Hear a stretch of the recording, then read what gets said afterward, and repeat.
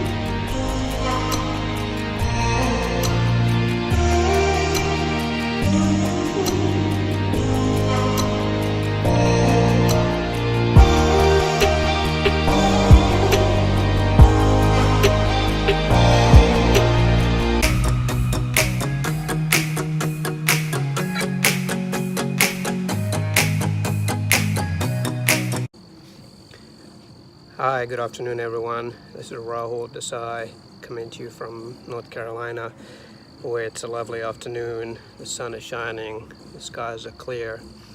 I have a cold drink in hand. Cheers. And I've been asked to do a quick video as part of the APA series, just giving a quick recap of what it's like to be on the front lines during these unprecedented times with the whole COVID slash coronavirus situation. So for those of you who don't know, I'm a physician assistant and I work in pulmonary and critical care medicine. Pulmonary meaning things like asthma, COPD, etc. And then the more interesting and exciting part is critical care, or where I spend a lot of my time. Most of my time is in the intensive care unit. And unfortunately, that's where a lot of these COVID patients end up. Fortunately for me, I've been kind of out of the hospital for 2.5 weeks now, because my wife and I just had our second born son about 3 weeks ago. So I've been kind of blessed to be taken away from that stress, added stress, for a few weeks. But before I left, it was already starting to get quite hectic. I'd personally dealt with several COVID patients, and it was surreal and just indescribable, to be honest with you. I've been doing this for going on 6 years now, and to see how sick these folks are was just unreal. And even more sad and hard for us to deal with was that with all of the restrictions in place, these folks are in the hospital on their own, without any family or loved ones with them. And then on top of that, the non-COVID non-COVID patients, they're still suffering from everyday illnesses. So, you're not only dealing with the COVID stress, but you're also dealing with the stress of providing excellent care to routine patients. And those patients, unfortunately, also given the same restrictions as far as family goes and whatnot. And to be somebody who's making the call to a family saying, hey, your loved one's not going to make it through the night, and they're not there with them, is pretty sickening to your stomach. But fortunately for me, I work with an amazing team at a fantastic hospital.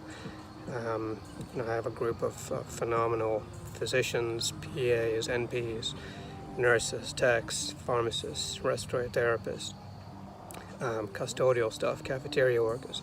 The list goes on, and everyone works together as a team, and leans on one another and provides extra support for one another to get through times like these. And ultimately, yes, we train for this, and that's what we go into medicine for, is to help people. So we despite the stress and emotional strain, you kind of put your head down and get to work, as they say. So anyways, I don't say that to paint a great picture or to sound depressing or whatever. I just say that to kind of give you a realistic view of what it's like to be in the intensive care unit and in the hospital in today's world. That's not to say that there's not light at the end of the tunnel. Thankfully, we have not been hit as hard as we expected to initially. We were preparing and bracing for a situation like Italy initially, where we just would never have been able to keep up with the surge in patients and the amount of patients needing a ventilator and things like that. But thanks to you, everyone watching this video, and everyone around you doing your part and with social distancing and whatnot, we've avoided that.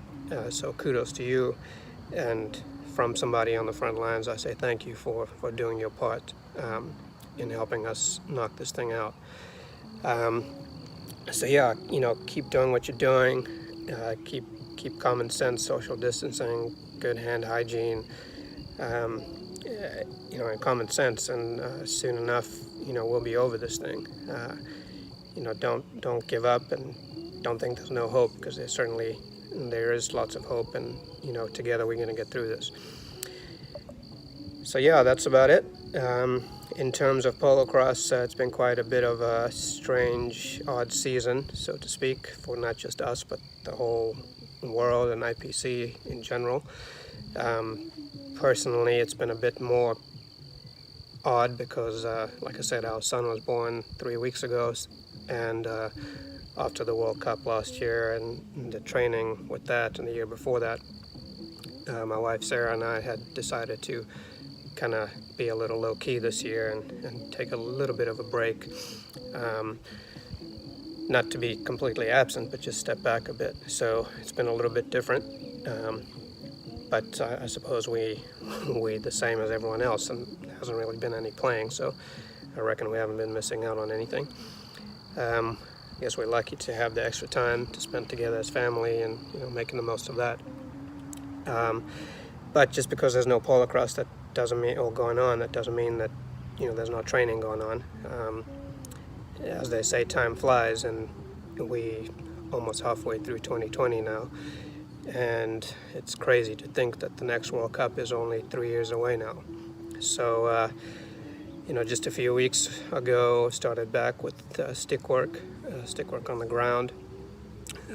Stick work is probably the easiest thing you can fix. You can do it on your own in a small space. You can do it inside even. So stick work is something we've started to focus on, and my wife has also picked up on that now. Something else that people ask on what they can do in times like this is, and simple for you to do, is video analysis or film study. And now especially is quite a great opportunity out there with the Dino World Cup videos being accessible to the public for free. That's a massive resource. There were some incredible games there, and you're talking the best players in the world out there. So, it's easy to watch the ball when you watch these games, because you watch the oohs and ahs of these phenomenal players from every country. But what I would suggest is pick a player who has done a good job in a particular game, or might be your favorite player, or whatnot, and study them. Study what they're doing in certain situations, game situations. When the ball's in this part of the field, what are they doing? When it's in that part of the field, what are they doing? And really, that's how you learn and how you develop yourself. And you pick up a thing or two and you add it to your bag of tricks, so that you might not use that every time, but sooner or later you're going to find yourself in a position where you're going to need to rely on one of those tricks, and you'll be thankful that you've added those to your bag. So yeah, that's something pretty simple for you to do. What else? Lately I've been helping a lot of folks with bitting and equipment. I have taken the the Bombers Pitting Clinic course, and so I'm quite up to date with most of the bits, and have helped a lot of folks get their horses much more comfortable, and in turn their game and the way the horse is playing has improved tremendously. So that's another thing we're kind of focusing on this off season is making sure that people are aware of those little changes that ultimately make a huge difference. So I've helped folks here in the club and throughout the country. There's other retailers and people who stock supplies throughout the country that are also doing the same. So contact myself or any one of them if you're in need of some help or guidance, and any of us would be happy to help you. So yeah, that's about it. We're quite keen to get back at it soon enough. So like I said earlier, keep doing your thing. There is light at the end of the tunnel, and soon enough we're going to be back on the field playing with practices, tournaments, international tours, whatnot. We really look forward to that day because it's been quite a while since we've seen everyone. So yeah, it'll be quite nice to see everyone and catch up and have a couple of drinks and talk about these crazy times that we're living in. So yeah, that's a quick, I guess longer than I thought it was going to take, but hopefully that provides a little bit of insight. As always, we're always available for any help or questions that somebody might have, so feel free to reach out. I would be happy to answer any questions or help you in any way we can.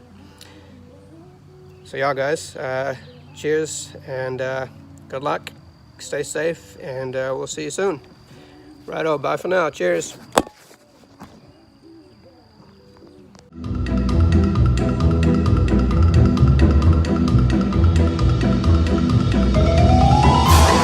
One, two, three, 4, 5, 6, 7, 8, 9.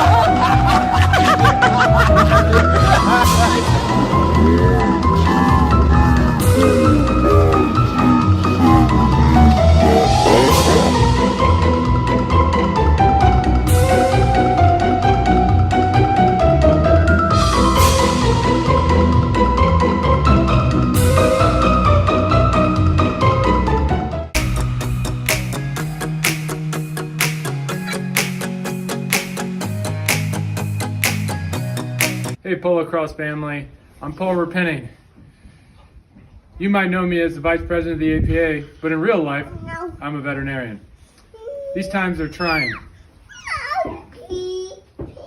especially finding good help these days. So I've employed my daughter, Lulu, to help me. She's rather good with client communications. However, it's sometimes hard to keep her on task. All right, Lulu, go get the needles and syringes, please. Go ahead. Out of the puddle, Lulu. Pause. There's a few things to remember when you're on quarantine with your horses. It can be a gratifying experience. More time than you've ever spent with your horses in the past multiple years. But as a veterinarian, I would caution you to remember a few things. You might not realize this because you've typically been at work, but horses do sleep sometimes. If you come out and your horse is laying in the pasture, that doesn't necessarily mean that they're dead. It's important to check a pulse before you call your veterinarian. Please talk to your veterinarian about your plan to make sure that your horse continues to be protected against core diseases that can happen whether you're on quarantine or not. And always remember to maintain good social distancing while working with your veterinarian. For instance, in my household, all my horses have been vaccinated by dart gun. Throughout this next few weeks, we're going to, the horse welfare, thank you, Lulu. The horse welfare committee, tell her 6 feet, tell her 6 feet, social distance. You can keep going. Oh no, yeah I know, they got too close. Frosty, where's your mask? She is not being a good citizen. Throughout the next few weeks, we plan on delivering you lots of good information from real experts about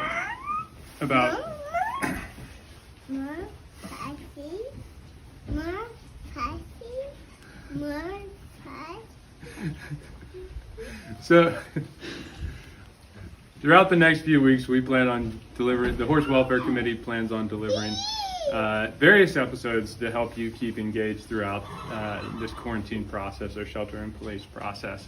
Polocrosse will be back, and we should be ready when it does come back. From our family, we have some big news. We are expecting, the father is balling down Zorro, owned by Saucy Farms. So look forward to that next spring. Be safe out there, Polocrosse.